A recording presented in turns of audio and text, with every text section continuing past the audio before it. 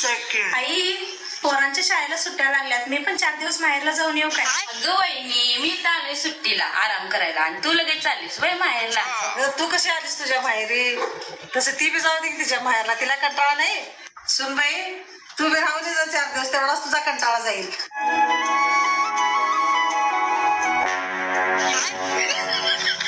वहिनी, दादाचा पगार वाढलाय वाटतं ह्या वर्षी. किती वाढलाय? मी माझ्या सुनाला आणि लेकाला पगार आजपर्यंत कधी विचारला नाही. तुला कशाला पाहिजे पगार त्यांचा? नको ते चौकशा करू नकोस. त्यांच्या संसारात कशाला लुडबुड करतीस?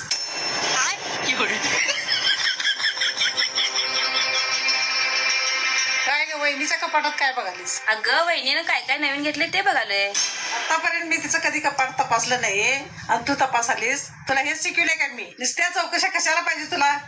4 दिवस आलीस, राहा की गुन्हा.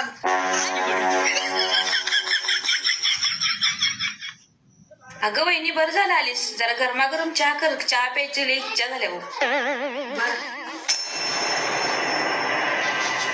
अगं असं काय करालीस? ती आता कामावर दंबून आहे ना. तुला पाहिजे असलं तर करून पीक येणे आम्हाला बी दे. दिवसभर बसूनच असतीस की.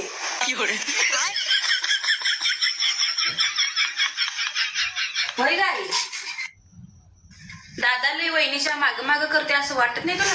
तुझा नवरा तुझ्या मागे फिरत नाही, त्याचा बी तुला त्रास. आणि तिचा नवरा तिच्या मागे फिरतोय, ते बी तुला त्रास. नक्की तुला पाहिजे तरी काय नाही? काय नको मला. नक्की तू माझ्या बाजून आहेस का वहिनीच्या बाजून आहेस? मी माझ्या सुनाच्या बाजूला आहे, कारण का ती बरोबर आहे.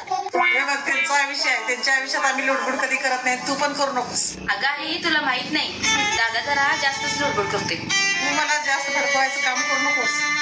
तू तुझ्या सासरी जा आणि तुझा संसार नीट सांभाळ म्हणजे झालंय. तिला तर काय पटतच नाही. अवघड आहे पुरगीचं.